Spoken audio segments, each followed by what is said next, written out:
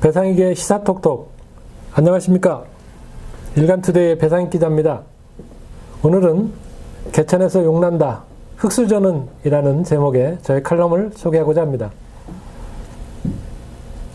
올 초 문재인 대통령은 신년 기자회견에서 경제 정책을 설명하면서 함께 잘 사는 경제를 통해 미래의 희망을 만들어 개천에서 용이 나오는 사회를 만들자고 말했습니다. 예나 지금이나 개천에서 용이 나는 것은 매우 어렵고 드문 일인데 작금의 우리 현실에서 개천에서 용 난다는 말이 무색해진 지 오래됐습니다. 과거 신분제도가 엄격했던 조선 후기까지만 해도 아무리 똑똑하고 재능이 있어도 신분이 미천해서 제대로 된 교육을 받지 못해 자기 분수대로 살아야 했던 비운의 인물들은 많았습니다. 그 뒤 산업화 과정에서 차차 신분의 경계가 사라졌고 사람들이 교육의 힘을 깨닫게 되면서 소위 없는 집 부모들이 자신을 희생하면서도 자식들을 교육시키게 된 덕분에 개천 출신 용들의 수가 늘어나게 됐지만 우리 현실은 개천에서 용나기 어렵게 변하고 있습니다.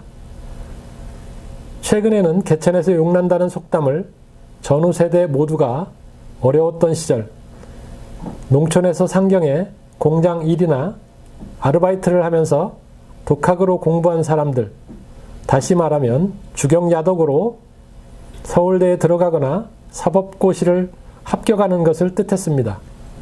그런데 이제 사법고시는 2017년 12월 31일부터 폐지되었기 때문에 이마저도 어렵게 됐습니다.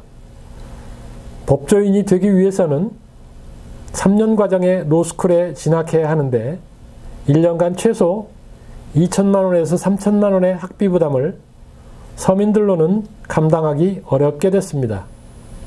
이 외에도 소위 스펙 경쟁 시대가 되면서 흑수저는 그저 공부만 잘한다고 대학을 갈 수 있는 것도 아니게 됐습니다.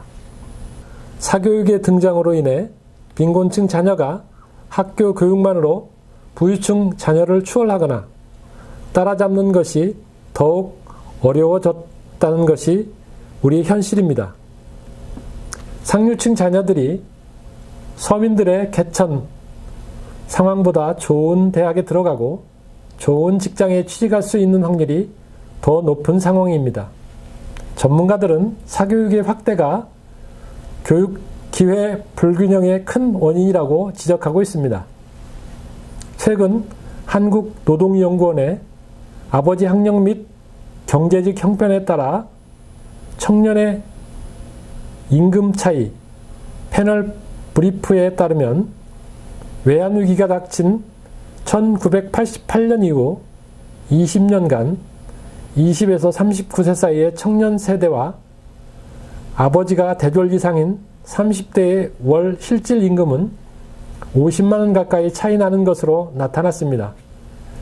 경제협력개발기구 OECD가 조사한 결과에서도 한국 학생 중에 경제적으로 하위 25% 계층에 속하면서 국제 학업 성취도 평가에서 3등급 이상 상위권에 든 비율이 36.7%로 70개 국가 중에 9위를 기록했습니다. 가정 형편이 어려운 이른바 흑수저 학생이 공부를 잘해서 경제적으로 성공할 가능성이 그만큼 줄어들었다는 뜻으로 이는 아버지 세대의 학력 및 경제적 형편이 자식 세대의 임금 차이로 대물림 된다는 것을 말합니다. 이런 현상이 우리 사회의 극심한 소득 양극화에 이어 부동산발 자산 양극화 심화로 이어지고 있습니다. 자산 양극화가 극심하게 나타나는 것은 서울의 부동산 가격 급등 때문인데 서울 강남의 30평대 아파트 가격은 15억에서 20억 하는 반면 강북이나 수도권은 2억에서 8억 선에서 형성되어 있습니다. 서울 부촌에 집중된 자산가들의 부동산 가치가 상대적으로 더 많이 올랐다는 의미입니다. 또 다른 소득 양극화의 원인으로는 대기업 중소기업 간 소득 격차 확대와 영세 자영업자 몰락, 최저임금 인상에 따른 최저임금 일자리 감소 등이 꼽힙니다. 문재인 정부가 이러한 양극화를 해결하기 위해 각종 대책을 내놨으나 아직 효과를 보지 못하고 있습니다. 최저임금 인상을 중심으로 한 소득 주도 성장 정책, 세제와 대출 규제를 중심으로 한 각종 부동산 대책 등을 실제 효과를 나타내지 못하고 있습니다. 정책의 의도와는 별개로 기득권층의 저항으로 오히려 예기치 않은 부작용이 커지면서 우리 경제에도 혼선을 주고 있어 정책의 수정과 보완이 필요하다는 지적도 나오고 있습니다. 원론적으로 분배론이나 성장론을 논하자는 것이 아니고요.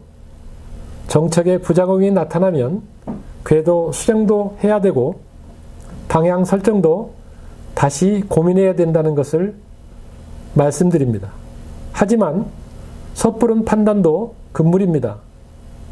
부동산을 실수의 목적으로 또는 노후 대책의 수단으로 부의 축적 도구인 투자로 보던 사람들이 눈치를 보고 있기 때문입니다.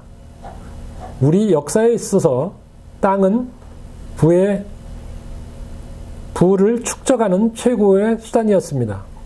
이 같은 부동산에 대한 경제 개념과 사고가 변하지 않는다면 정부의 정책도 백약이 무효입니다. 부의 쏠림 현상은 빈부 격차의 심화를 가속화시킵니다. 어느 사회나 계층은 존재합니다. 그렇지만 건강한 사회는 계층 이동의 통로가 열려 있어야 합니다. 계층 이동 사다리는 바로 교육입니다. 이 시대에도 교육을 통해 개천에서 용이 날 수 있는 토양은 존재해야 합니다.